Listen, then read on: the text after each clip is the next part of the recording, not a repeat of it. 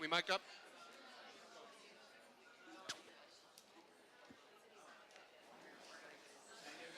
Okay, everyone get settled, please. Say Shailene Woodley's here, and we're going to be ready to go. We're going to get ready. We're all set, Mike.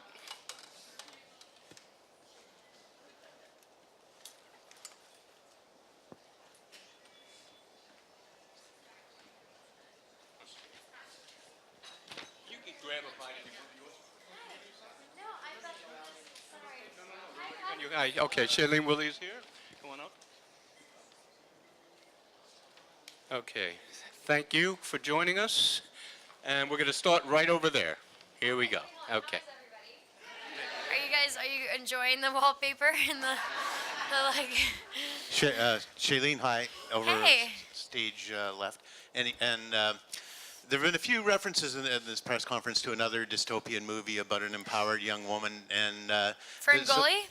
and there was That must be what you're talking about. there was a report online actually that Jennifer Lawrence urged you to take this role, and I'm wondering if that's true and you can speak to it. Yeah, I mean, I feel like we had one conversation. I still have yet to meet Jen, which is kind of funny because I'm talking about her so much right now. But yeah, I sent her an email and I was just curious, she had gone from doing indie films to doing Hunger Games, which is a giant film, obviously. And I wondered if it had changed her life in positive ways, if she was happy with her decision, if just sort of what that looked like, because I had zero reference to what a studio film would feel like in my personal life. So I asked her, and she said, yeah, don't do anything stupid, don't do drugs, and don't make a sex tape, and don't go to Whole Foods the day the movie opens. And other than that, you'll be fine. She was like, there can be some hard things that come with a decision like this, but the amount of beauty and positivity that come with it will transcend any of the other situations. Okay. Could you identify yourself for you? We can all of us before we just make sure she knows. Go ahead. You're up. Okay, what are you saying? What? We'll just go around and say names. Say what? Hi. Hey. I'm trying to find out if you feel that you're very much like her, and how are you different? I mean, I'm sure you're like her in many ways, because I know you can be tough and everything when Like you have Triss? to.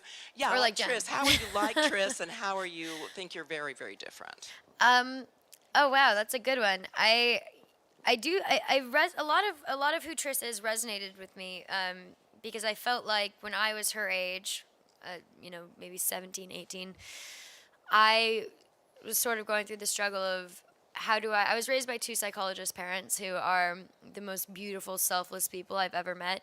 And so compassion and empathy were two things that as a young child were ingrained into my system, which is such a lovely gift because I feel like those are two lessons that often don't get learned till later on in life.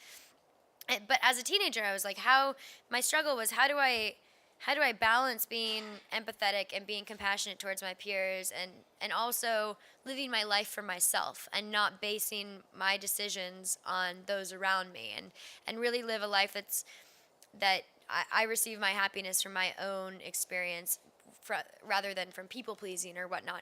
And so Trish sort of goes through that as well. She was raised in a society where she had to be, or in a faction where she had to be selfless, and yet she joins this other faction, which is all about sort of being selfish. And she has to find the balance between that. So I feel like I went through something similar. So that's how I relate to her, as well as just being a very strong, empowered woman. I feel very strong, and I live my life with a lot of integrity based on what I want for my life and who I am. And I think Trish is similar. As far as being different, Trish has really long hair and is blonde, and I don't anymore. So I guess that's a difference. I don't know. That was an awful joke. I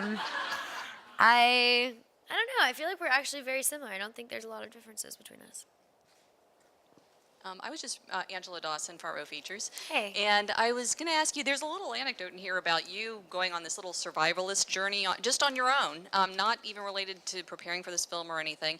And I was just wondering for you, what did you get out of that? And, how long do you think you could make it on your own? Survive?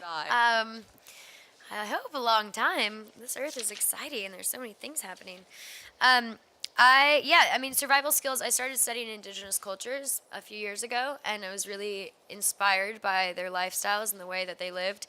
And part of that was knowing how to survive in the wild and knowing how to heal themselves from the plants that grew around them. And that's how I became interested in wilderness skills. So I started studying herbalism, and I started studying edible plants that existed in the wild. And then I realized, like, okay, cool. So I know how to make fire out of sticks, and I know how to build shelter, but I live 90% of my life in an urban environment. So these skills aren't really going to help me because there aren't trees that grow in Los Angeles that I can just take a branch and make fire out of, because that wood isn't conducive for that. So I started learning urban survival skills. Like, if something, during Hurricane Sandy, I had a friend who was living in New York, and for a week she was like, I didn't have any water for a week, and I didn't know what to do. We sort of freaked out, and we were standing in lines for hours just to get a bottle of water. And that was sort of terrifying to think, like, oh wow, everything, it's easy right now. You turn on the shower, you do whatever, but especially right now with the drought in California, right? There's so many resources that we're depleting so quickly. And so I thought it would be an interesting skill set to have, to know if something were to go down, or even if it weren't. It's not like post-apocalyptic sort of idealism. It's more just like a fun hobby. What would I do if A, B, and C were to happen? It's kind of fun. Hi, Jamie Philbrick. I'm Rogue.com. Hey. You work with two great seasoned actresses in this film, Ashley Judd and Kate Winslet.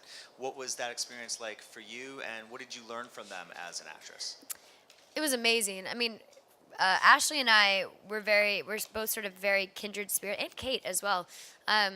So we sort of all connected on that level. But one thing that I thought was so neat about them is they're both so empowered. Like, they're both women. They are like a woman among women, and strong, and live their life with integrity.